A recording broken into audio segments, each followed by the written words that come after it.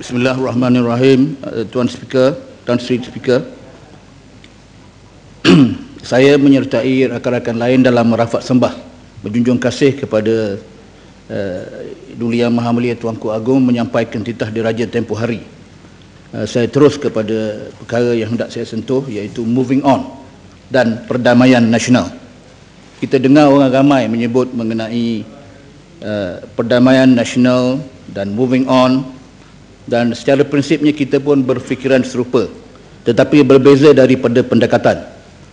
Moving on menuntut kita buka mata, pasang telinga dan berlapang dada. Jangan kita tergolong dalam golongan yang pekak telinga, tertutup hati dan buta mata. Hatamallahu ala qulubihim wa ala sam'ihim wa ala absarihim ghisyawah wa lahum azabun alim wa azabun azim. Kita tidak dapat bersikap demikian, yakni kalau pekakkan telinga, tertutup hati dan buta mata, melihat keadaan penipuan, penyelewengan, salah guna kuasa berlaku. Lebih baik kita move on atas landasan yang benar dan prinsip-prinsip dan nilai-nilai yang mulia. Kalau di Afrika Selatan, di kerajaan Mandela, apabila dia melakukan National Unity Government, lepas itu disusuli dengan penawaran kepada yang melakukan rasuah mengembalikan wang dan harta yang dicuri. Bermakna tuan-tuan,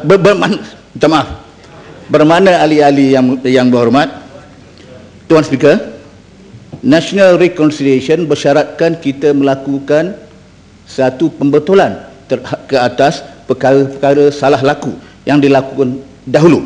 Itu yang syarat yang pertama. Jadi saya mencadangkan baik kita move on. Kalau kita betul-betul nak move on, baik kita memperakui pentingnya konsep accountability, pematuhan undang-undang, takbir urus yang baik dan integriti seperti yang dititah, seperti yang terkandung di dalam titah diraja. Ini berarti Tuan Speaker, Tan Sri Speaker, Tuanku Agong faham mesej dalam titah diraja tersebut, dan soalan yang bertanya sama ada bertanya kepada satu pihak untuk mengesahkan sama ada Tuanku Agong faham atau tidak titah diraja yang disediakan. Itu satu soalan yang provokatif dan buruk sangka. Moving on bukan berarti kita menerima penyelewengan, rasuah, takbir urus yang buruk dan penyembunyian bunyian tata selia yang baik. Sebab itu hari ini apabila orang bercakap mengenai perdamaian nasional, ianya satu yang berlaku jika ada kedua-dua pihak, sama ada daripada Barisan Nasional dan Pakatan Rakyat, berlaku mengiktiraf kedua-dua pihak sebagai setara atau equals. Perdamaian yang dicadangkan, seperti yang kita dengar selama kita bersidang, ini berbentuk submission kepada telunjuk Barisan Nasional dan UMNO, dan jawapan daripada pihak Pakatan, kalau itulah yang dimaksudkan, seperti orang putih, orang Inggeris cakap, no can do. Perdamaian nasional memerlukan kerendahan hati daripada kedua-dua belah pihak. Pihak yang menang 133 kursi parlimen menang dengan 47% undi popular. Yang menang 89 kursi menang dengan undi popular 51%. Keputusan PRU ke-13 memberi pengajaran kepada kedua-dua pihak yang bertanding. Yang menang 47% dari undi popular harus sedar bahawa mereka tidak boleh memenangi hati rakyat, hanya dengan membeli kesetiaan dan keyakinan. 47% dan 133 kursi ini diperolehi dengan perbelanjaan wang yang banyak, janji kebendaan yang menggunung. Keputusan PRU sebetulnya membuktikan ternyata walau kita belanja banyak mana pun, kalau kita belanja seluruh kekayaan yang kita ada ini, maka kita tidak dapat menyatu padukan rakyat. Wa allafa baina qulubihim law anfaqta ma fil ardi jami'an ma allafta baina qulubihim walakinallaha allafa bainahum innahu azizun hakim. Ini ramai Ustaz PAS ada, dia boleh mengesahkan. Dengan izin, we can't buy allegiance and loyalty, and we can't force people to be a pliant party. Tak boleh. Bandingkan dengan Pakatan Rakyat. Pakatan tidak ada wang.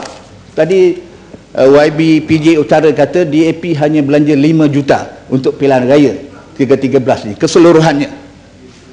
Apa yang kita tawarkan kepada rakyat? Gigi dan lidah yang terkandung dalam manifesto Pakatan. Kita menawarkan kerajaan yang lebih baik, yang mengamalkan nilai-nilai sejagat, accountability, integrity, pematuhan kepada rule of law, tata selia dalam berkerajaan. Ternyata nilai-nilai ini difahami oleh Tuanku Agong. Rakyat pun lebih mengutamakan nilai, sebab itu mereka beri kita 51% undi popular. Demikian sehubungan dengan itu, konsep satu Malaysia adalah menjadi konsep yang kosong kalau konsep tersebut tidak ada isian nilai-nilai sejagat. Kita mesti mula dengan memperakui bahawa semua ada peranan dalam pembentukan negara, dan matlamat kita akan di-ill-serve jika kita mula dengan menyalahkan satu sama lain.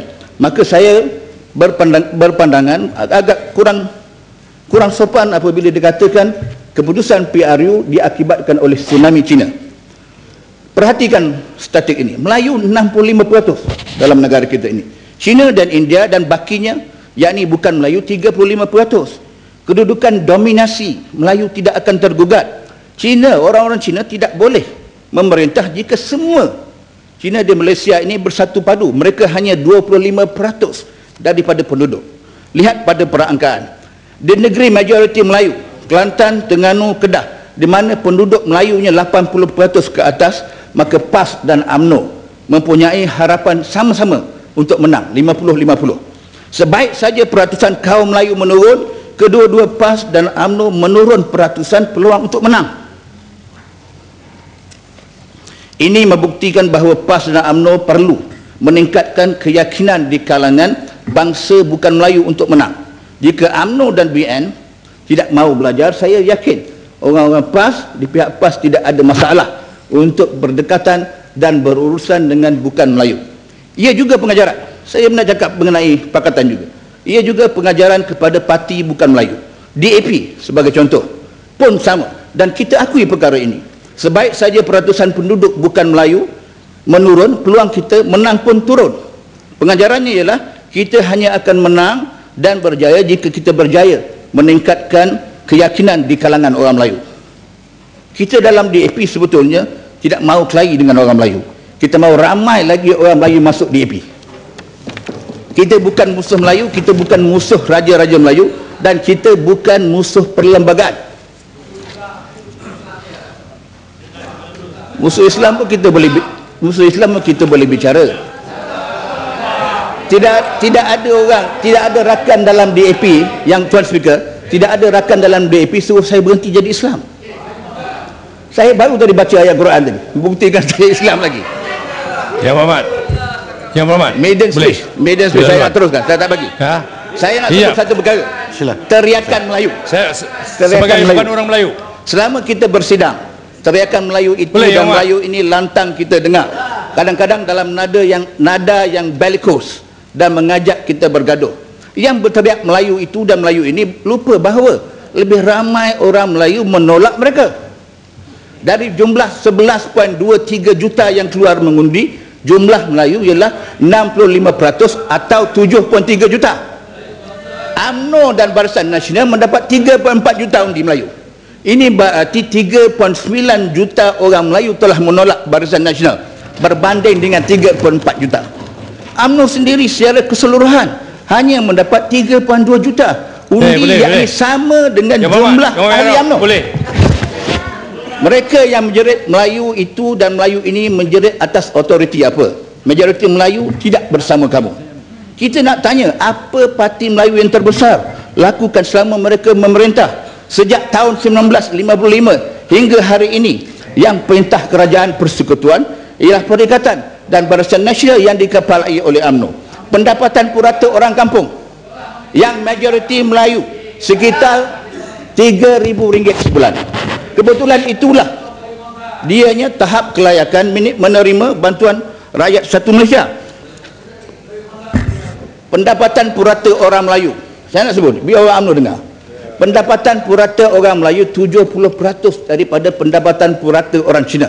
dan 85% pendapatan purata orang India. Ini bermakna yang paling miskin ialah orang Melayu. Setelah berbilion dibelanjakan dan setelah puluhan dasar dijalankan dan Melayu berpendapatan kurang 7.2 juta orang Melayu berpendapatan kurang daripada RM1,700 sebulan. 8.7 juta hanya dengan pendapatan RM1,500 sebulan. Perkali Gini koefisien Melayu sekitar 0.421 di kalangan Melayu menunjukkan perbezaan pendapatan antara kaya orang Melayu miskin dan orang kaya Melayu. Ianya masih meluas walaupun ada pembaikan daripada tahun 2009. Sebab perkali Gini koefisien untuk Malaysia ialah 0.431 dan incidence of poverty di kalangan orang Melayu jauh dan jatuh, yakni orang Melayu yang jatuh di bawah garis kemiskinan ialah 2.2%. Yang menerpa kepada kita memohon bantuan kebajikan ialah orang Melayu. Yang menerjah kita apabila ada malapetaka dan bencana alam, nak bela atap, nak bela dinding, nak bela rumah, ialah orang Melayu. Yang memohon bantuan kewangan untuk menghantar anak-anak dalam kaum keluarga untuk mendapatkan treatment spesialis ialah orang Melayu. Jika mak dan bapa bermula sebagai penerima bantuan daripada JKM, Jabatan Kebajikan Masyarakat, anak pun mewarisi status tersebut. Bermakna mereka tidak keluar daripada kepompong kemiskinan setelah 50 lebih tahun diperintah oleh UMNO. Yang meraup tidak dapat hak milik tanah yang diusahakan 30-40 tahun ialah orang Melayu. Jadi Melayu yang macam mana BN tolong? Ketua eksekutif yang mempunyai pendapatan 1.2 million sebulan, 400 atau 500 ribu sebulan, yang dah ada jadi menteri pun ada. Tahun lepas mendapat bonus dan emolument 6 hingga 7 million setahun. Ini orang yang Melayu yang UMNO tolong. Felda pun sekarang harga dia meraung oleh orang Felda. Jadi jeritan Melayu itu dan ini yang berkumandang dalam dewan ini hanya hipokrasi. Hendak menunjuk si penjerit menjuarai kepentingan Melayu. Bagaimana teriakan yang kuat menyelesaikan masalah kemiskinan dan keterbelakangan orang Melayu. Jeritan, Tuan Speaker, jeritan bukan ganti kepada integriti, kepada tata selia yang baik, kepada kerajaan yang bersih dan cekap, pematuhan kepada pemerintahan ikut undang-undang dan accountability. Jeritan dan pekikan bukan ganti kepada dasar yang jujur dan ikhlas. Tuan Speaker, saya nak sebut lagi satu sebab ramai orang sebut ni. Sebab saya dengar pun kita pun nak untah nauseating. Kemakmuran negara kita ni lagi masih okey bukan disebabkan oleh pengurusan dan pentadbiran politik luar biasa kualitinya. Bagilah peluang Lenggong. Cerdik dan bijaksana mana sangatlah pemimpin Barisan Nasional. Tapi walau macam mana pun tak dapatlah saya nak menolong. Kalau ada setengah pihak mendapat mimpi basah bila memuji dan memuja kepimpinan PM Najib.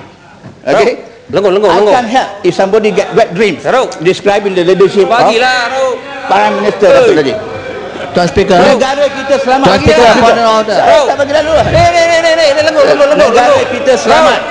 Kalau bukan negara kita selamat.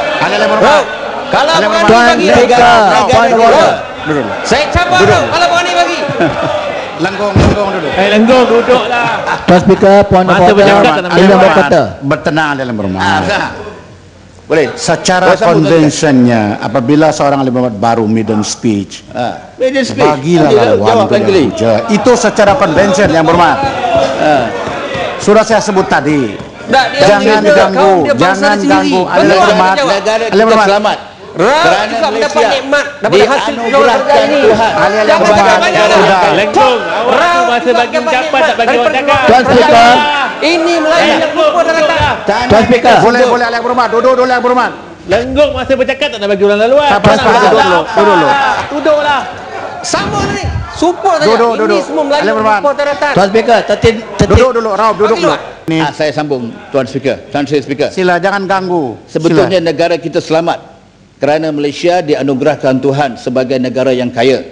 Tanahnya subur untuk pertanian, logamnya banyak, minyak dan gas ada, dan rakyat bekerja dengan berusaha kuat. Walaupun dicabuli oleh penipuan, rasuah, pengurusan yang tidak cekap, negara kita tetap okey. Tapi lama mana kita boleh bertahan dengan kebejatan-kebejatan ini kalau ianya tidak diberhentikan? Gunung pun akan terhakis dengan pembaziran, rasuah, salah guna kuasa dan sebagainya. Jadi kalau perdamaian nasional itu mensyaratkan kita berhenti daripada berlawan dengan fitnah, kemungkaran dan kezaliman, kenyataan kami ialah kami mohon maaf, jemputan itu kita tidak dapat terima. Waqatiluhum hatta la takuna fitnatun wa yakuna ad-dinu lillah fa in intahau fala udwana illa 'ala zalimin.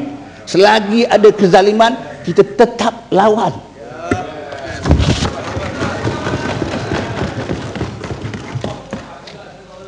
Jadi berhentilah bersikap hipokrit, menjerit sana sini mengenai Melayu itu dan Melayu ini. Jeritan tidak membuktikan bahawa kamu lebih menjuarai kepentingan Melayu tanpa melaksanakan dasar dan bermula dengan niat yang jujur dan bersih. Lagi 5 minit lagi Tuan Speaker. Saya hanya sentuh satu ni. Penambahbaikan proses pilihan raya. Ini itu poin yang dibangkitkan. Apa yang menyelamatkan BN ialah nombor satu persempadanan yang bersifat gerrymandering. Nombor dua, kepadatan jumlah pengundi yang tidak adil.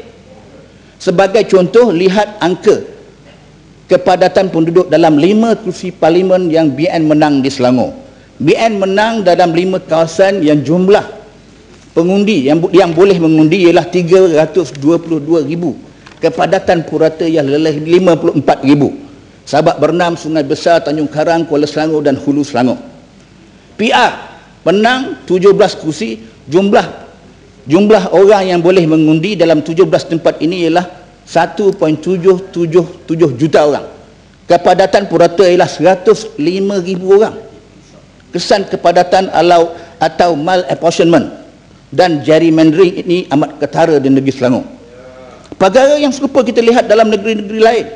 Walaupun tidak seketara seperti Selangor. Di Kelantan misalnya, di Tumpat, di Kota Baru dan di Bachok mempunyai kepadatan pengundi yang tinggi. Ini dimenangi, ada yang dimenangi oleh BN. Di Sarawak, Stampin, di Kedah, Kuala Kedah, di Pendang, di Pokok Sena, di Merbuk, Sungai Petani mempunyai kepadatan yang tinggi. Dan Baling juga mempunyai kepadatan yang tinggi. Dan beberapa tempat yang ini dimenangi oleh BN. Di Terengganu kita ada Kuala Terengganu, di Kemaman dan di Marang. Dan di Pekan, tuan-tuan. Di Pekan, Tuan Sri Speaker, tempat kelahiran saya. Jadi saya ada autoriti nak bercakap mengenai Pekan. Yang paling menakjubkan, jumlah pengundi mencecah 80,000 orang. Dengan jumlah ini, jika sama-sama kita keluar mengundi, kita tidak ada ruang berjalan dalam bandar Pekan. Hendak sampai ke pusat mengundi pun akan masa berjam-jam lamanya. Maka kalau kita inginkan perdamaian nasional, kita mesti beri suara kepada mereka yang terperangkap dalam kawasan yang mempunyai kepadatan yang tinggi tetapi mendapat khidmat daripada seorang wakil parlimen sahaja. Mari kita duduk semeja dan bincang mengenai persempadanan dan malapportionment.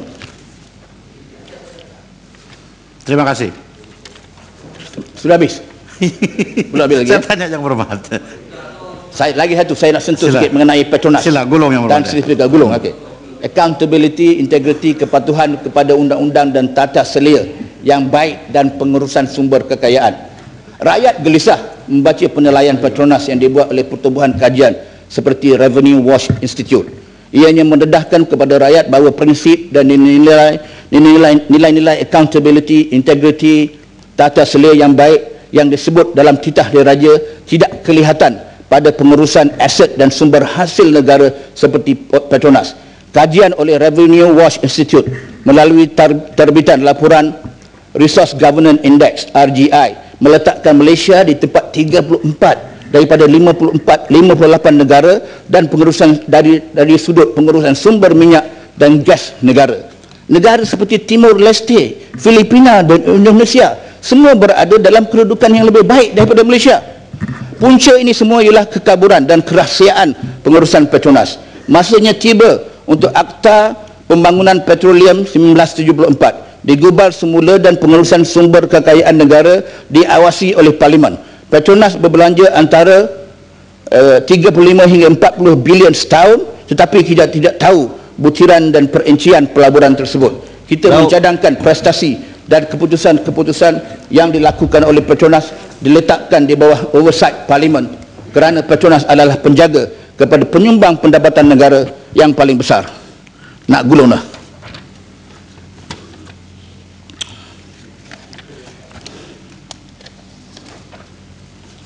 Kita nak tahu, rakyat nak tahu, Tuan Speaker, Tan Sri Speaker, di mana Majlis Penasihat Petroleum Negara. Dalam PDA 1974 ada memperuntukkan penubuhan Majlis Penasihat Petroleum Negara, itu Seksyen 5(1) dalam PDA menyebut penubuhan MPPN yang dianggotai oleh individu termasuk perwakilan dari negeri yang berkaitan. Sehingga hari ini kita tidak tahu sama ada National Petroleum Council ini wujud, dan di mana adakah sama ada wakil-wakil dari negeri yang berkaitan dipanggil untuk menasihati Perdana Menteri dalam urusan minyak dan gas negara. Itu satu. Yang kedua, kita nak tahu, rakyat juga nak tahu atas autoriti apa seorang penasihat individu, bukannya majlis atau council yang di jawatan penasihat Petronas diwujudkan yang sekarang ini diisi oleh bekas memanda Perdana Menteri. Saya satu lalan sikit je. Boleh. Apa ni tuan ni betul sikit je. Sekejap ya. Daud, masa sebenarnya dah habis ni. Saya minta selepas pada Indra Mahkota diberi laluan terus gulung. Okay. Terima kasih. Terima kasih Tuan Ketua. Saya nak tanya penerau sama ada dia sedang atau tidak. PDA dulu disediakan oleh seorang tokoh yang ada dalam dewan ini, iaitu Gua Musang. Saya pun setuju tak Yang Berhormat Raut kiranya pencerahan diberikan oleh Gua Musang di satu masa yang sesuai. Saya sungguh setuju, tetapi tokoh yang mewujudkan PDA itu dilupakan oleh UMNO sendiri.